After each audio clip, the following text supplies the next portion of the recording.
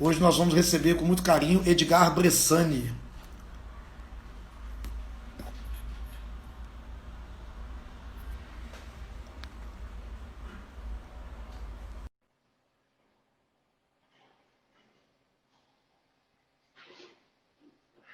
Esperando o Edgar entrar. E aí, E aí, Thiago, boa bonitão? noite, tudo bem? Beleza, cara? Tudo jóia, meu amigo. E você? Tudo ótimo, graças a Deus. Tempão que eu não te vejo, cara. Pois é, né? Essa pandemia está segurando todo mundo em casa. Eu tenho circulado pouco, né? Andado aí em algumas regiões, olhando uns cafés para um projeto novo que a gente tem. Mas aqui mesmo no escritório eu tive 15 dias em um ano, então é complicado, né? Não dá para ficar saindo muito de casa. Edgar, como é que tá o fato de como é que você vê a questão de um 2020 caótico em várias plataformas, em vários jeitos, e como é que você vê como a galera do café, os produtores, os exportadores, etc. Como é que você vê foi o nosso comportamento, as nossas perdas deste ano e como é que você vê o final desse ano? Olha, eu acho que todo mundo vem acompanhando aí o prejuízo, né, que essa pandemia causou, não só no Brasil, mas mundialmente. O sofrimento, né, dos coffee shops, de todas essas cafeterias, todo mundo que trabalha com alimento, que teve seus estabelecimentos fechados, né? Isso foi uma coisa, acho que traumática, acho que vamos lembrar para toda a vida, né, essa geração. Uhum, E acho que a gente sentiu um pouco menos, talvez, no varejo, né, onde as vendas continuaram. A gente teve aquela compra do pânico em março, né, uhum. depois ainda continua um pouco comprando. Acho que as empresas estão retomando um pouco do consumo. O consumo acaba, enfim, você não consome na cafeteria, você consome em casa. Por um lado, muitas marcas começaram a fazer e trabalhar melhor seus e-commerce, né, mudar um pouco a estratégia, começaram a inventar maneiras de se virar. Aqueles que não conseguiam vender café começaram a vender bolo, né? Existem exemplos aí em algumas cidades, as pessoas podendo utilizar o espaço que tinha, mas fazendo delivery de coisas que eram mais fáceis, né? Que traziam também um valor bom de ticket médio. Mas acho que a gente sobreviveu, estamos passando ainda pela primeira onda, enquanto o resto do mundo, né, muitos países da Europa já está na segunda onda, né? Bélgica fechada por 4 semanas, a gente tem Itália seguindo os passos da França, toques de recolher, o inverno europeu, né, chegando, e aí tudo isso torna um pouco difícil essa situação por lá. Tomara que a gente consiga sobreviver sem ter essa segunda onda de fechamentos, que aí sim vai acabar refletindo pior no bolso, principalmente daquele que é pequeno, né? Quem tem aí uma gordura de caixa consegue sobreviver. No nosso caso, a gente, enfim, trabalha com um nicho muito particular, né, que compra cafés de altíssima qualidade, e essas lojas, se elas estão fechadas, elas não conseguem vender, né? Então não faz sentido, se elas estão com estoque, elas levarem mais café. Então nós tivemos alguns casos de clientes que pediram para atrasar os embarques.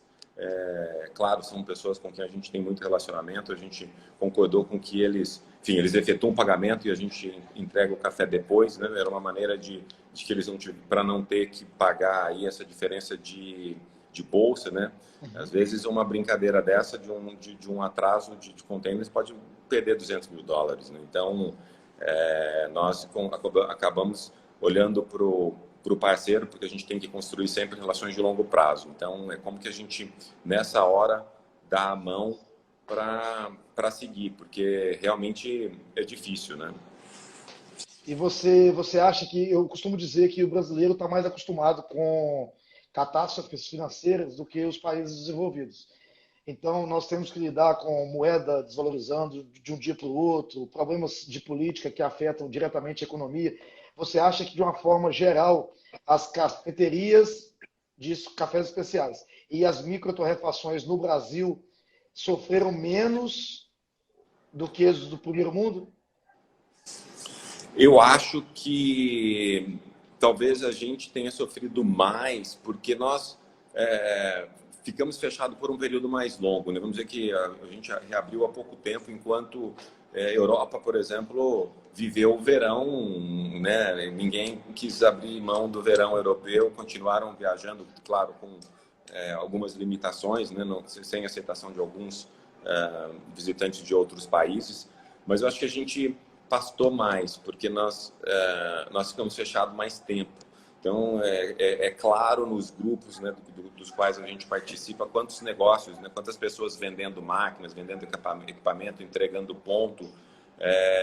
Mas é um momento, acredito que os cafés especiais, né, acho que é legal a gente falar de toda essa história dos cafés especiais, lá de 1974, quando a Erna Knudsen, né, que era uma americana, ela vivia nos Estados Unidos e lança esse termo, falando desses cafés de alta qualidade. Tudo isso vai evoluindo. A gente tem em 82 a fundação da Associação de Cafés Especiais dos Estados Unidos, né? Em 87 a gente tem a Associação Gourmet do Japão, as coisas vão acontecendo.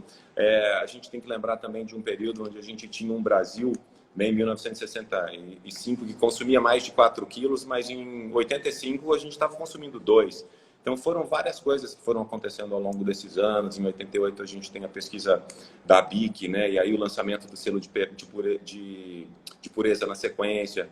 E as coisas vão acontecendo. A gente tem, em 91, a extinção do IBC. É quando nasce esse movimento de cafés especiais aqui no Brasil, com a criação da Associação Brasileira de Cafés Especiais, que, na época, era um grupo muito seleto, né, de produtores que já tinham condições de começar a exportar diretamente e se unem para explorar comercialmente essas possibilidades, né? Na época, às vezes, quando se viajava, se encontrava opções de venda para clientes, mas do grupo. E para entrar na BSA existia uma joia de $10.000, né? Chegou a ter uma joia de $10.000. Então, é nesse cenário, né, de mudança dos produtores. A própria Ipanema é a primeira fazenda, né, que tem a sua permissão para exportar direto, porque até então tudo era muito controlado. O mundo vai acontecendo. A gente tem em 98 a fundação da Associação Europeia de Cafés Especiais, né? Acho que tudo isso faz parte da história. Em 2002, a BSCA assume a coordenação do Plano Internacional de Marketing, né, para a promoção dos cafés especiais brasileiros, que até então era da própria BRIC. Começa a fazer essa participação toda nas feiras, coordenando os eventos. A gente trabalha o Cup of Excellence. O Brasil era o patrocinador Platinum, né, dos campeonatos de barista, e esse movimento vai surgindo. Ele surge no Brasil, e quando a gente fala de 2002... Aqui a gente tinha pouquíssimas marcas de cafés especiais, né? A gente tinha lá Cafeeira, que era uma marca da Ipanema, a gente tinha Expresso, a gente tinha Astro, depois Brauna, né? Que era Cafezinha ali, né? Algumas poucas marcas, o Bravo, fazendo já um trabalho de seleção de cafés melhores, e aí vem uma grande onda, né? A gente tem até em 2004, para todo mundo que sabe, o lançamento do selo de qualidade da BIC. Esse mercado vai mudando. Gosto muito também de falar que aí em 2005 a gente tem a fundação da Associação Brasileira de Café e Barista, né, que passa a coordenar esses campeonatos brasileiros, sendo o National Body do WBC. E ela cresce, né, cresce em número de associados. A gente não traz só mais o campeonato brasileiro de barista, vem Latte Art, Coffee and Good Spirits, né, tem um movimento crescente, né, para os cafés especiais no país, que a gente está onde a gente está hoje. Eu gosto também de lembrar que eu falo que em 2005, 2006 a gente estava na idade das trevas, né? Mas aí as cafeterias começam a usar menos xarope, porque até então a cafeteria usava muito xarope, muito chantilly, mas nessa época não, já começa a mudar um pouco, né? As pessoas com mais acesso à informação, as pessoas começando a dosar as coisas, né, para preparar drinks. A gente começa a ter esses leilões todos, Cup of Excellence. Me lembro que nessa época 250 gramas de um café lá da Esmeralda foi vendido a $350, né? Hoje a gente tem preços astronômicos para isso, né? 2007, 2008, acho que quando começa a chegar o progresso, a gente tem as cafeterias também usando menos ainda xarope. A gente tem um foco nessa informação, né, dos produtores. Você vê nas competições mundiais os baristas falando de origem, falando de onde ele compra, né? A gente tem um foco maior no café verde. A gente No Brasil também começa, né, um trabalho maior, porque em 2002, quando a BSA assume o programa Cafés do Brasil, ela tem como missão abrir, né? Então, produtores não mais precisam pagar essa joia, mas ela tem que ser aberta a uma associação que recebe mais pessoas. Na época, eu era o diretor executivo da BSA e o trabalho era feito com a ex-ministra Doroteia Werneck, né, que foi ministra do Trabalho, e também o ministro Pratini de Moraes, que era o ministro da Agricultura. Então, foi um trabalho muito interessante. Acho que foram anos áureos aí de patrocínio do café no país. A gente tem também lá os expressos, começando a gente a falar desse single origin, que a gente fala muito hoje, né? 2009, 2010, eu acho que os baristas começam a roubar um pouco a cena, né? Eles viram estrelas, né? Os campeonatos divulgam muito o trabalho dele. A gente também tem uma onda de torras muito claras, né? Você via para os países nórdicos aquelas torras clarinhas, Tim Wendelboe, né? Que foi um campeão mundial ali um pouco antes. A gente tem também, me lembro que eu fui conselheiro do WBC, a gente sugeria para os campeões uma diária deles de $1.500, 1.500 euros, né? Então eles realmente viram celebridades, né? Pagos aí boas jornadas, né? Em horas nesse valor. Então acho que foi um momento também que a gente, né, com essas torras claras, busca muita acidez nos cafés, né? 2011, 2012 é aquela época que a gente começa a pesar tudo, né? Acho que a gente pesa o café, pesa o xarope, pesa a extração, pesa tudo, começa a usar balança, começa a usar TDS, vira aquele inferno. E 2013, 2014 a gente começa a se perguntar se a gente não tinha ido longe demais, porque os baristas começaram a ficar tão dependentes dessas ferramentas que eles não conseguiam mais preparar nada sem elas, né? Então a gente dá um passo para trás, né? Mas também é um momento onde a gente está educando mais gente, a gente tem uma confiança nessas ferramentas, mas também aparecem aí grandes projetos com baristas em carreiras. A gente tem participação de Silvia Magalhães em a criação de um blend para a Coca-Cola do Japão, né? Ela foi lá com mais de 300 milhões de latas vendidas de um ready to drink. Essas coisas começam a decolar nesses mercados. E eu vejo que de 2014 para 2019 nós temos um momento de muito crescimento, né? Eu acho que aqui no mercado você acompanha, a gente tem uma compreensão melhor sobre a importância da torra, a gente começa a ter muita nova microtorrefação, a gente tem as pessoas investindo mais em saber, né, sobre essa torra, desenvolvendo perfis. A gente tem também grandes redes, né, passando a focar um pouco mais nesse café de qualidade, enquanto por muito tempo a gente, né, os malucos dos especiais, a gente surfava ali sozinho nessa frente que é minúscula, né? Eu gosto de falar, como o meu sobrinho Guilherme, a gente fala que o movimento dos cafés especiais às vezes é um jogo de rouba-monte, né? Você vai ali, pega 5 quilos do fulano na semana que vem rouba 5 quilos seu, mas a gente está crescendo. E eu acho que essa democratização, esse acesso, né, a bons lotes, a oferta a equipamentos como o de vocês, que eu gosto muito, e máquinas, pessoas trazendo boas máquinas para o país.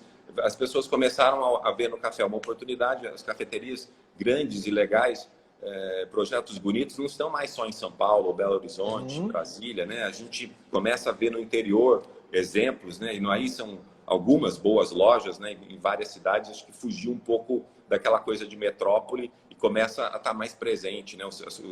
O consumidor, é claro que existe talvez 90% da população que ainda desconheça, né? Nós não podemos ser pretensiosos de achar que todo mundo sabe o que é café especial, todo mundo sabe o que é ponto de torra, todo mundo sabe o que é curva de torra, todo mundo sabe o que é crack, expresso bem tirado, tigrado.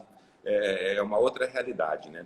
Eu acho que nós temos muito para crescer, muito para caminhar, mas a gente vem fazendo a lição de casa, e não é só o Brasil que vem fazendo essa lição de casa, né? Essa pandemia, ela ainda mostra que a gente tem um público disposto a consumir bons cafés, né? Os e-commerces venderam muito, né? A gente tem alguns exemplos maravilhosos. Gosto do trabalho que faz o Mocha Club, que vende bastante, do nosso amigo Rocco, e tem outros, né? Outros muito legais.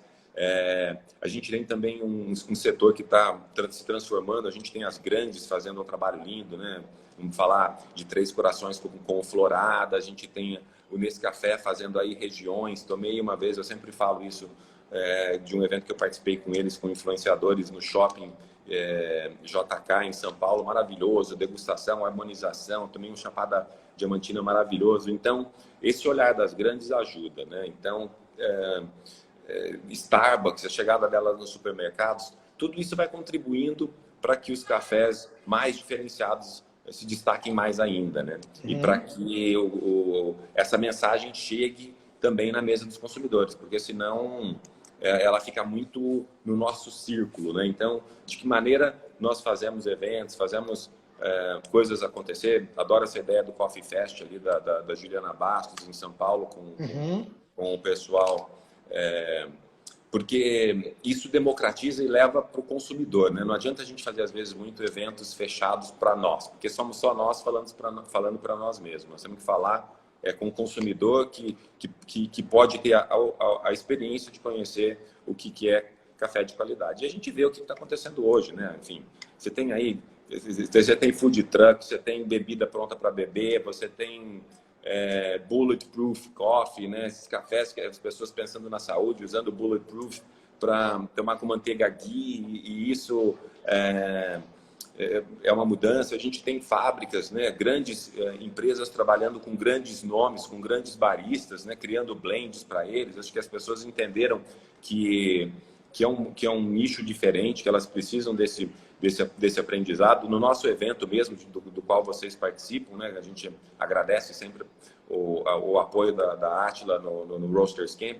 Você vê que a gente tem ali não só, né, micro torrefações, mas a gente tem grandes players, está todo mundo ordenado, né, para conseguir, através da torra, repetir resultados. Então, é isso que faz com que o consumo no Brasil cresça, né? A gente vem crescendo aí, acho que às vezes 1 milhão de sacas ano, né? Nós somos o segundo maior mercado consumidor, às vezes falam que é o primeiro, né? Depende de quem dá o número, mas nós vamos crescer, vamos passar aos Estados Unidos. A gente tem um consumo dos cafés especiais. Acho que hoje podemos falar que produzimos aqui mais de 8, 10 milhões de sacas, né?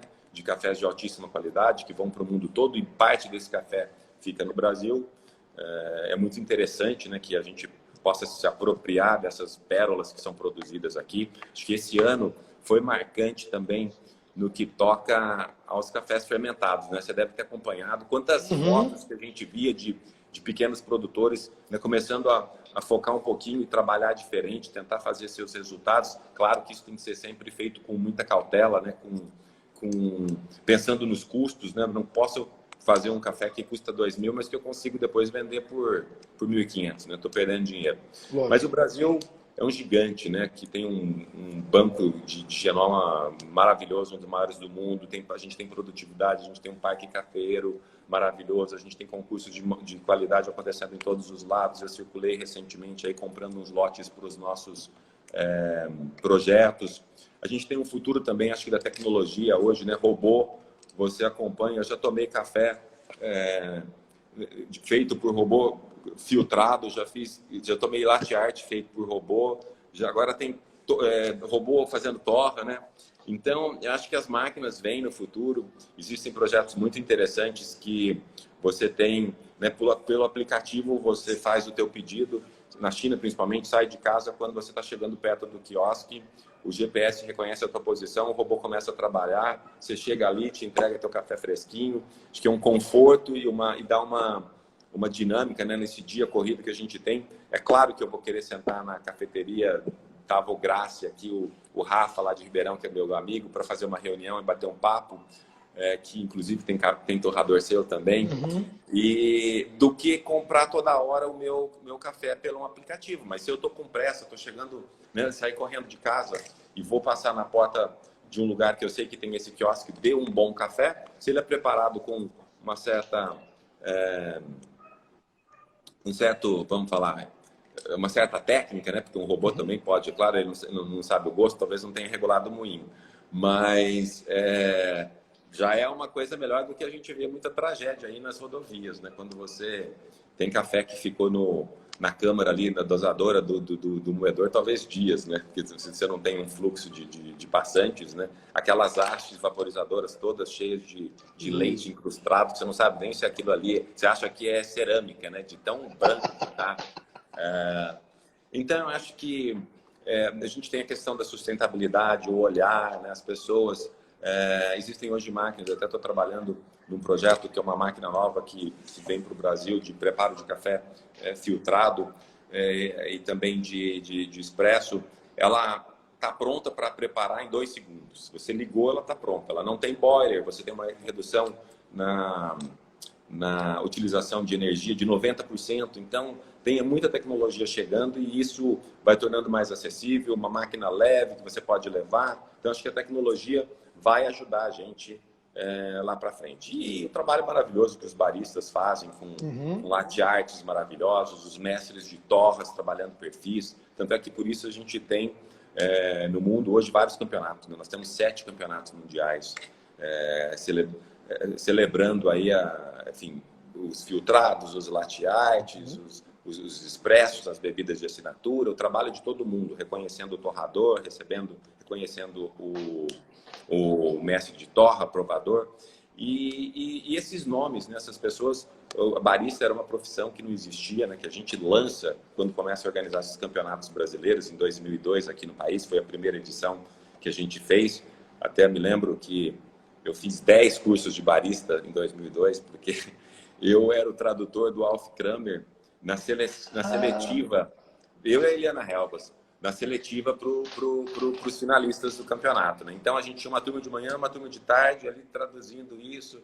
Então, foi o nosso primeiro contato com esse universo, né, das competições, que hoje tem grandes nomes. Você vê Chad Wong, que é um embaixador, um campeão mundial de Brewers, que faz propaganda para Tesla, faz propaganda para Chanel, para BMW, né?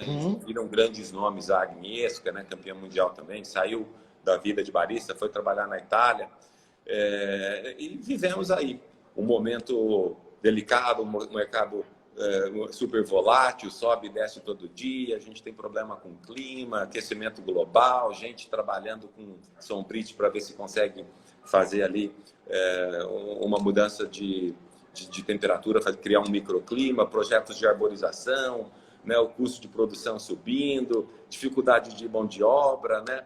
Vamos vivendo aí como produtor, mas antenados, né? Tratando sempre café como vinho, como que a gente surfa aí essa onda das fermentações com leveduras diferentes, ou às vezes com processos, né, com fermentação controlada, buscando sempre, claro, que esse impacto seja positivo, que traga consistência e, claro, melhore a qualidade. Né? Não adianta a gente fazer muita coisa e não colher resultado nenhum. Mas aqui na Capricórnio a gente tem obtido muito sucesso, já temos 21 preparos diferentes que a gente faz e exporta hoje.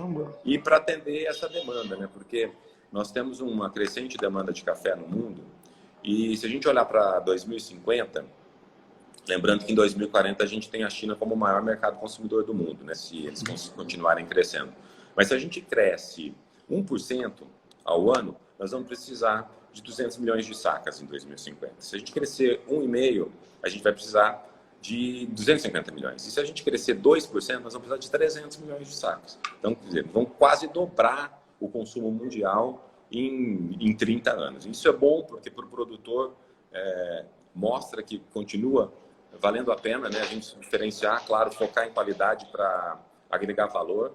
E o Brasil é um desses que vai ter condições de jogar esse jogo, de ser o produtor que amplie, né, a sua participação. Porque ele é um grande player, a gente tem Honduras, temos Colômbia, Indonésia, temos Vietnã, Etiópia, né? Isso representa quase 75% da produção mundial de café.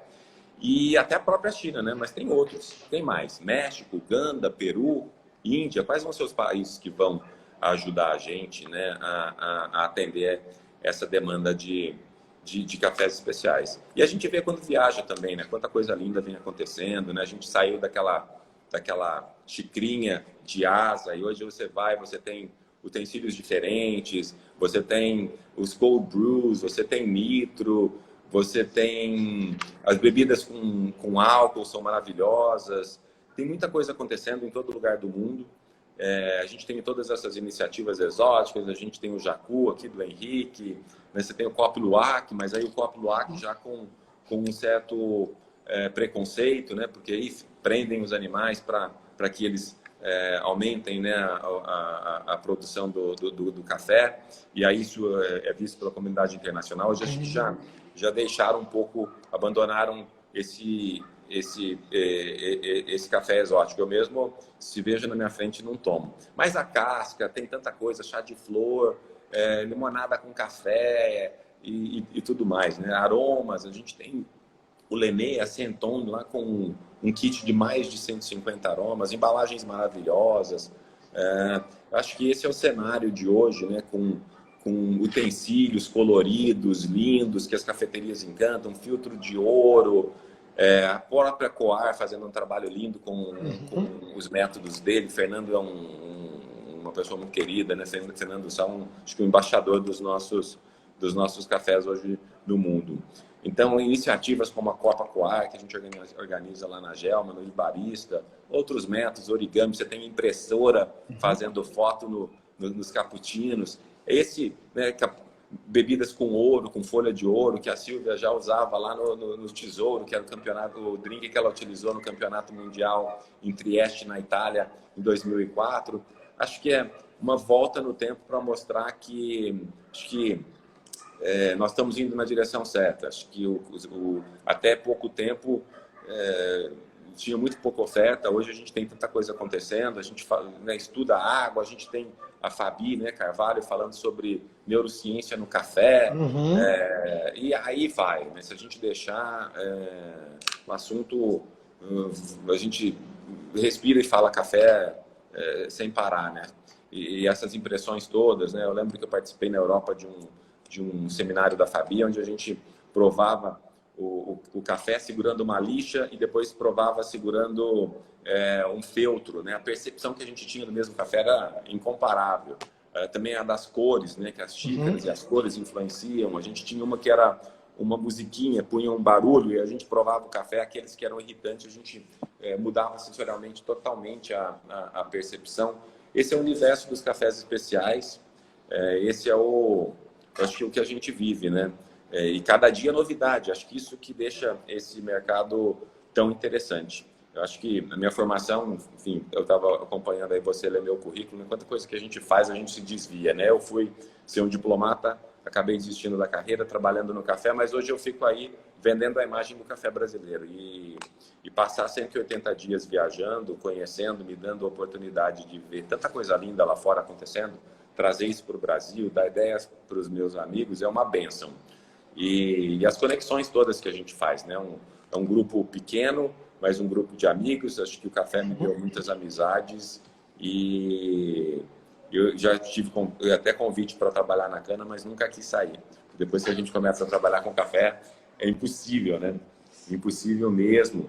Tá aqui o Zito, mandando um abraço, o Zito lá do Maré, que é uma loja que eu adoro também, em Ribeirão. Tem o Coffee Você é de Ribeirão, né? Coisa jóia. Você é de Ribeirão. Eu sou de Ribeirão Preto. Nascido e criado, depois morei muito tempo no sul de Minas, então acho que eu sou meio mineiro, meio paulista. E hoje vivendo aqui em Ourinhos, que é onde a gente tem o nosso parque industrial, né, que a gente abriu agora. Essa pandemia nos atrasou um pouco, porque os planos eram que a gente tivesse pronto em abril, mas, enfim, cidade fechada, hotéis não podiam receber, então fornecedores não podiam terminar as montagens, mas agora estamos aí entregando já, começando a exportar direto, saindo aqui do armazém. Um projeto lindo, onde a gente vai organizar no ano que vem o Roasters Camp, né, trazendo o campeão mundial e mais aí umas celebridades. Vocês já, como parceiros, estão convidados para conhecer aqui o espaço, quando a gente terminar a arena. Mas ficou muito bonito.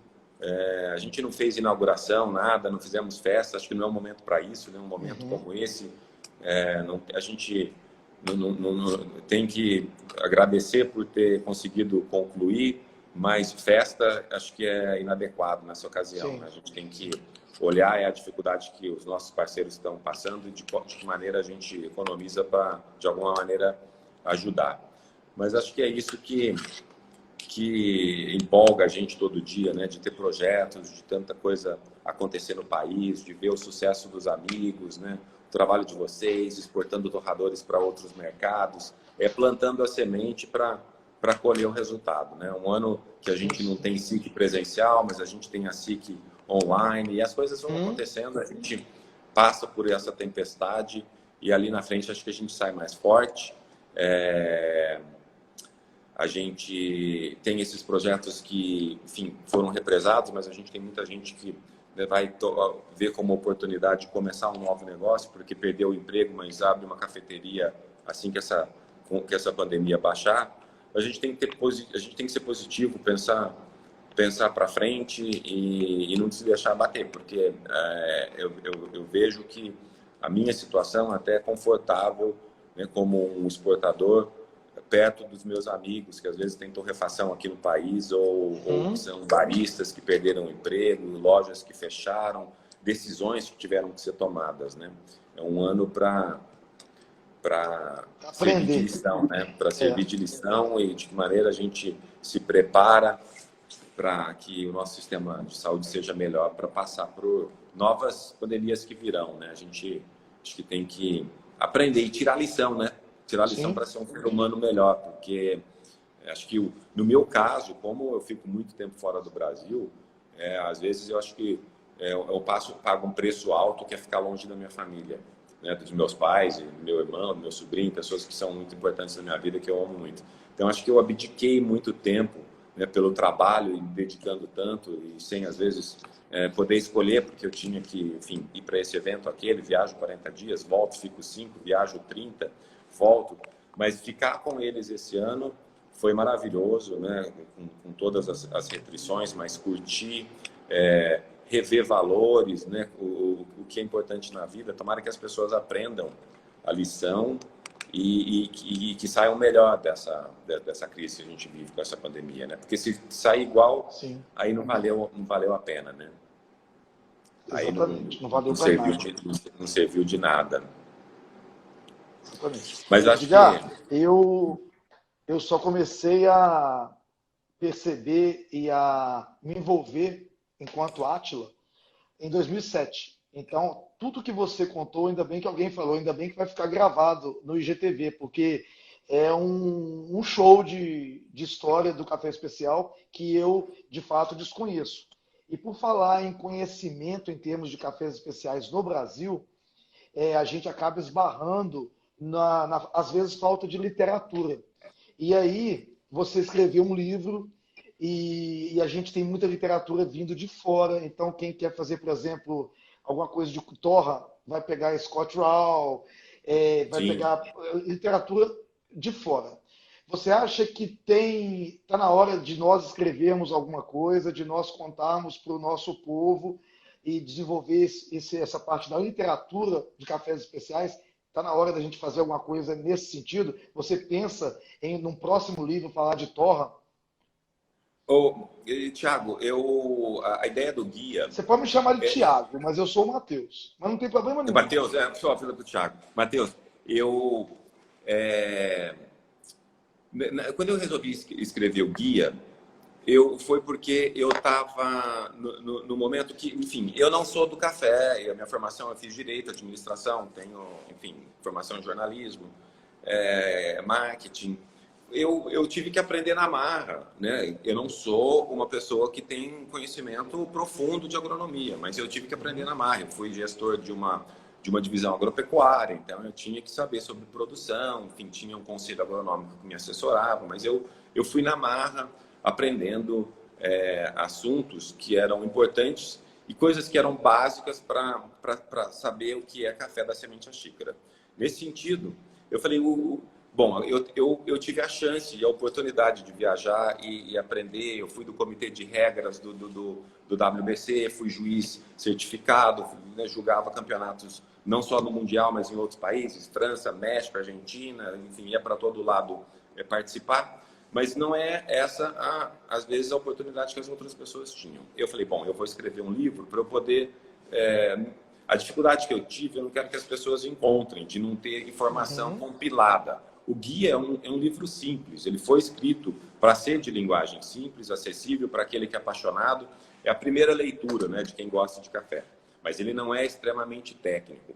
Mas a gente tem alguns livros, tem o livro da Juliana Bastos, né, tem o livro da Concheta, Marcelina, minha amiga também, as duas, mas a gente precisa explorar mais essa literatura, escrever mais. No meu projeto com a Café Editora, eu tenho uma limitação no número de páginas. Então, só posso escrever mais sobre um assunto se eu tiro páginas de outro. Até nessa edição, na última, que eu falo um pouco mais de torra, eu tive que tirar as regras dos campeonatos. Mas não foi um prejuízo, porque eu pincelo o que é cada competição, mas eu não falo de regra, porque como o livro às vezes dura uns 2 anos, 3 anos para a edição esgotar, as regras mudam rapidamente, porque, enfim, abre uma brecha aqui, outra ali, e elas ficavam defasadas. Então, eu falei, bom, o assunto torra é um assunto legal de se falar, e eu acho que a gente tem que avançar assim. Eu tenho um projeto que é escrever um livro, eu até comecei esse livro, foi engraçado. Eu estava em Singapura, e aí fiz um evento e tal, e saí de lá empolgadíssimo. No aeroporto eu comecei a escrever esse livro, mas está aí, assim, em stand-by. Tem muito assunto para falar sobre, né, sobre esse tema. É um tema apaixonante. Acho que eu tive a oportunidade na minha carreira também de cuidar de uma torrefação, que era a torrefação do Otávio, né, em Pedregulho. E ali, quando eu assumi essa torrefação, eu também pude trazer dos Estados Unidos 2 máquinas, 2 torradores que eram maravilhosos e foram tunados pelo Marty Curtis. E ele ficou ali comigo um tempo, né, me dando aula para mim, para o Fábio, que era o nosso mestre de torra. Depois veio a Annie Cooper, que você também conhece, ficou comigo. Eu tive com ela um mês também em Nova York, quando esses torradores estavam lá. Então eu me apaixonei pelo assunto, gosto muito. Queria ter mais tempo até para brincar aqui, né? A gente tem 3 torradores, mas não temos nada de produção, mas acho que mais para frente vamos precisar ter alguma coisa aqui para os cursos que a gente vai dar dentro da academia. Mas merece dedicação e tem muita gente boa no mercado, com conhecimento para escrever. Precisa ter vontade, né? Porque dá trabalho, né? Você reunir informação, você precisa fazer a revisão das coisas. Toda vez que eu atualizo o guia, eu tenho que olhar todos os dados, né? Dados de consumo, o que mudou, o que tem de novidade, revisar tudo isso, manda para a Nath. E aí ela faz as correções e me devolve, eu corrijo de novo. Então é um vai e vem, é um trabalho, e também não é uma coisa que remunera, né? Então é mais para você fazer, porque você tem que dividir conhecimento. Então foi essa a ideia, né? De ter ali um livro que na época não tinha nada no Brasil, né? Acho que ele foi o primeiro livro que fala sobre café da semente à xícara com uma linguagem acessível, fácil. Qualquer pessoa pode ler, né? A pessoa ela surfa bem em café se ela tivesse contato com o Guia do Barista. Mas também agradeço a parceria que eu tive com a Café Editora esses anos todos, né, de ver esse projeto editorial uma coisa interessante. E aí, planos de traduzir ele para o inglês, fazer aqui também um livro ele traduzido para o espanhol para aproveitar a América Latina, né, América Central e México. Tem tantas conexões nesses países, dá para vender bastante. Mas dividir conhecimento sempre, porque o que a gente aprende, a gente tem que compartilhar. Por isso que aqui na Capricórnia, enfim, nós somos uma exportadora, né? O nosso foco é a exportação de cafés, mas nós temos um encontro, que é o Roasters Camp of Brazil, porque nós patrocinamos o Mundial. Mas quando eu tinha a oportunidade de trazer o campeão do mundo para o país, eu queria poder também contribuir com o brasileiro. O que eu ofereço para ele, para que ele conheça um jeito de pensar diferente, uma metodologia, né, de um olhar para a torra que não é aquele que nós temos. Então foi por isso que nasceu o Roasters Camp, porque a gente tem que entregar também, né? Não é, eu trago, eu tenho oportunidade, o cara vem, me visita, mas e daí? Ele veio, me visitou, eu vendi para ele, mas eu passei alguma coisa para o meu país? Então, por isso que a gente tem esse programa, que é abrir aí as nossas portas, trazer esses embaixadores e contribuir de alguma maneira, mesmo que seja uma sementinha que a gente faz. Mas se todo mundo fizer a sua sementinha, né, plantar essa sementinha, a gente junto decola. Esse país tem muito para crescer. Se a gente consome mais de 5 quilos, nós podemos chegar a 11. Né? A Finlândia, os países nórdicos consomem muito. E qualidade é o caminho.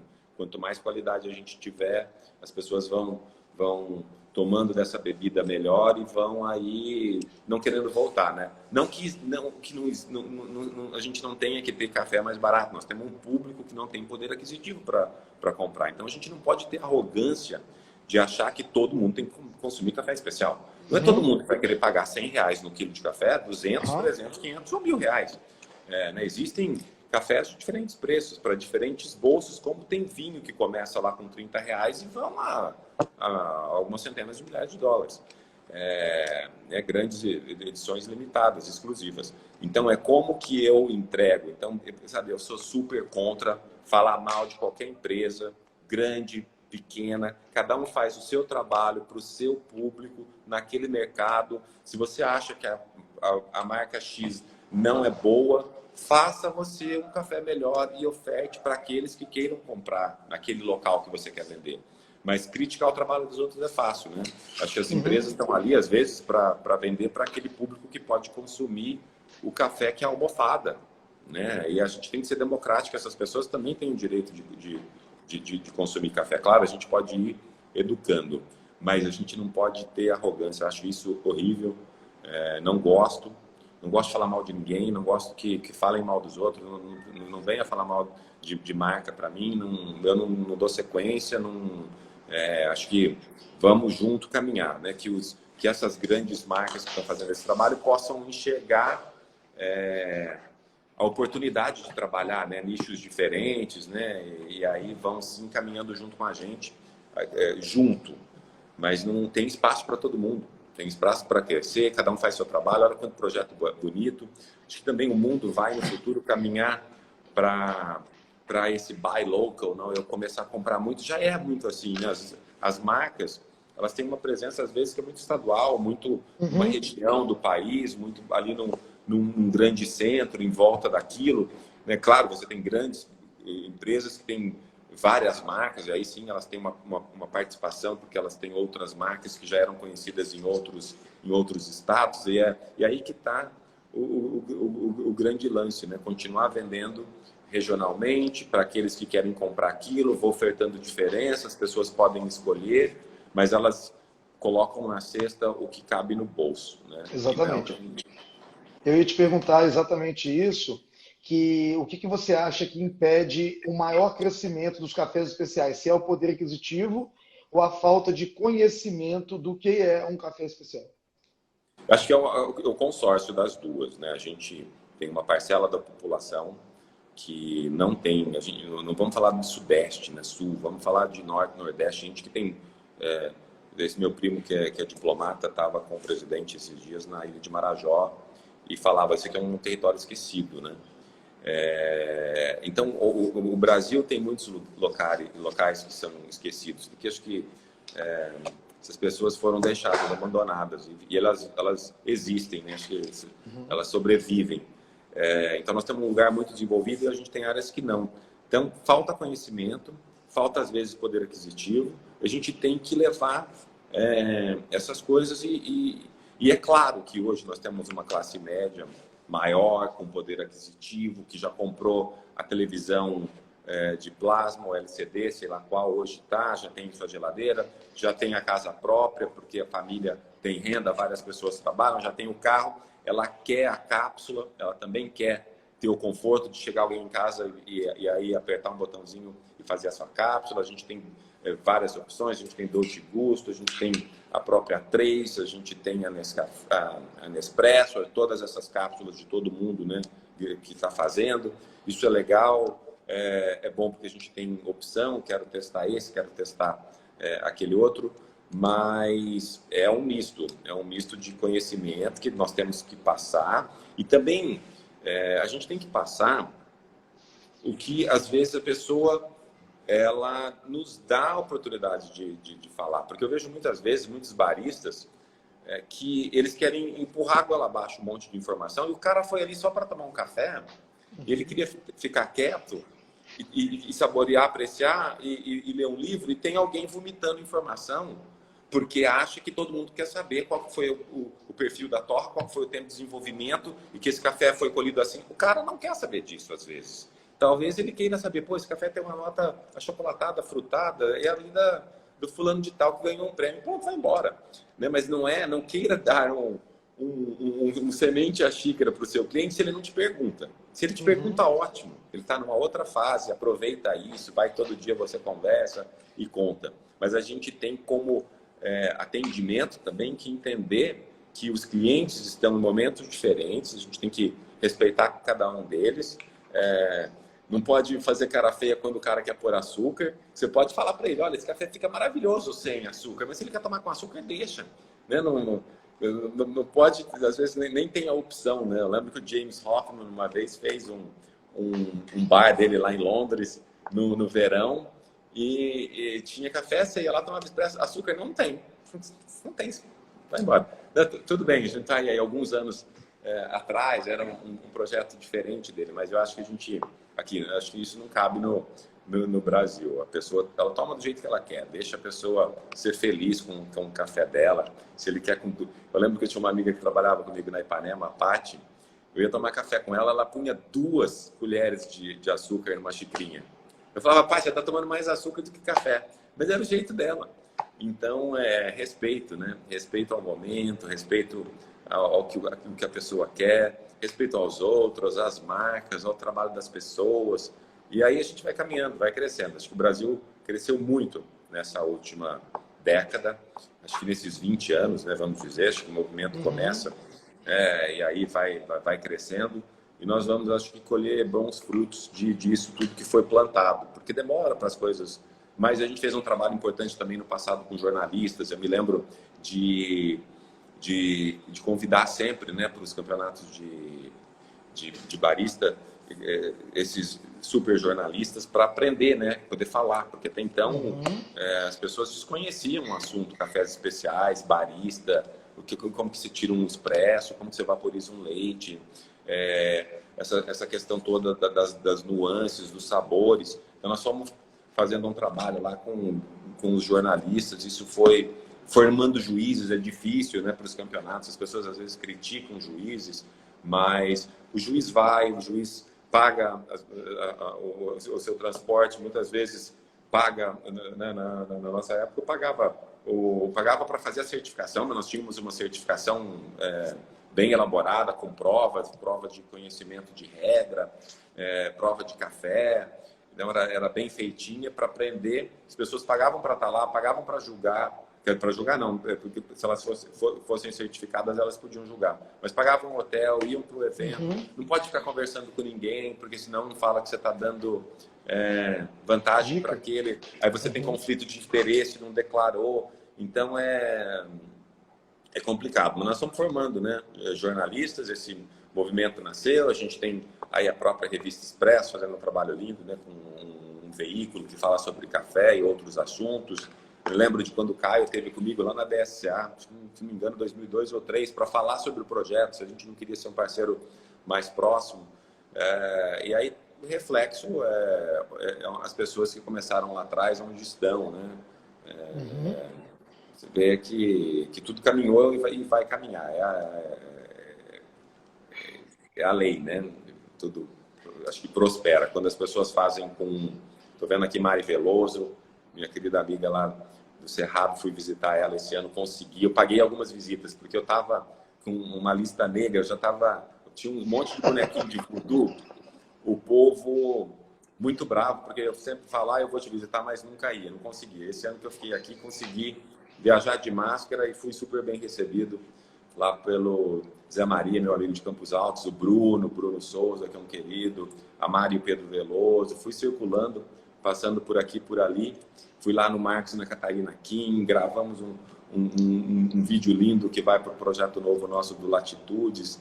E só colhendo frutos. Meu querido sócio, uma enciclopédia de café e agronomia, Luiz, está aqui acompanhando a live. Gente boníssima, gente boníssima. Gente boníssima, acho que me deu uma oportunidade única na minha vida, né, de vir para um projeto, né, com eles, que já tinham criado a Capricórnio em 2005, e aí hoje estamos fazendo 90 mil sacas, né, exportando para 30 países, com o nosso parque industrial. Acho que todo mundo trabalhando de maneira honesta, transparente, e fazendo o seu trabalho para a promoção do café especial brasileiro, né? Para mudar essa percepção que as pessoas tinham de que Exatamente. Café brasileiro era ruim. Nós temos cafés que não deixam nada a desejar para ninguém em lugar nenhum do mundo. Ô, Edgar, eu já ouvi em Portland, da boca de um americano, que ele não tinha problema nenhum com os cafés brasileiros, ele até gostava dos especiais. Ele tinha problema com as exportadoras. Você acha que essa falta de confiança que nós deixamos vazar das nossas mãos, essa falta de confiança que os caras têm, por exemplo, na Alemanha e não tem no Brasil, isso nos cafés especiais tem melhorado isso? Eu acho que a gente tem sempre que pensar, tem exportador e exportador, né? Você tem gente séria e eu acho que, por exemplo, no nosso caso, eu e meu sócio, nós temos um nome, né? Então, o meu nome é mais importante que qualquer coisa na minha vida, né? Claro, minha família é mais importante que o meu nome. Mas eu não vou assinar nenhum projeto, porque eu não quero passar a perna a ninguém, eu não quero enganar ninguém. Se eu vendi uma coisa, eu quero entregar melhor do que aquilo. Eu não quero, vendo uma coisa, mando uma amostra e entrego outra. Isso prejudica a imagem. Mas se as pessoas são sérias, elas vão crescendo. E claro que a gente tem hoje... O que acontece? A pessoa olha para o mercado brasileiro e às vezes ele não é um exportador, né? Ele é um produtor. E eu vou começar a exportar, vou numa feira, eu vou começar a fazer um contato direto. Mas às vezes ele não consegue entregar tudo aquilo, porque não é muito fácil, né? Você tem que ter um time de logística, um time de qualidade, você tem que ter marketing, você tem que ter budget para viajar. Nós gastamos uma fortuna em viagem, né? Você imagina, são 180 dias, põe 180 dias de diária, passagem aérea, comida. Então é um investimento que se faz para poder, né, olhar o que está acontecendo e circular. Você vai para uma viagem, tudo bem, você fez uma conexão, você tenta. Mas eu vejo que muitas vezes as pessoas, elas mandam uma coisa, entregam outra, e aí queima o filme. E aí quando queima o filme, queima para o Brasil, né? Porque aí é Brasil que as pessoas estão falando. Mas eles vão naturalmente fazendo essa seleção natural. Tá aí a Paulinha também. A Paulinha eu visitei. Fui com ela, lá passei no Mundo Café, tomei bom, tinha uma overdose lá. Fomos jantar com amigos. Foi boa essa minha passeada, viu? Eu preciso permanecer mais tempo no país. Mas acho que é isso, Thiago. A gente olhar para o nosso trabalho e fazer da maneira certa, porque quando você cai nessa conversa e as pessoas começam a falar mal de você, é difícil você mudar a imagem, né?